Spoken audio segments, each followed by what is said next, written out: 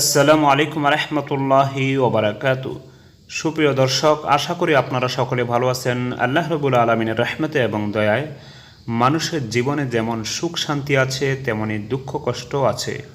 হতে পারে সে দুঃখ কিছু হারানোর জন্য, বা নিজের কোনো ভুলের জন্য, বা অন্য কোনো কারণে।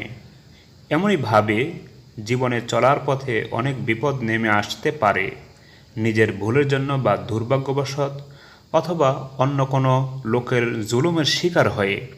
সুপ্রিয় দর্শক, কোরআনুল কারীমে স্পষ্ট বর্ণনা করা হয়েছে যে জুলুমের প্রতিদান জুলুম, অর্থাৎ কেউ আপনার উপরে জুলুম করলে আপনি তার প্রতিশোধ নিতে পারবেন।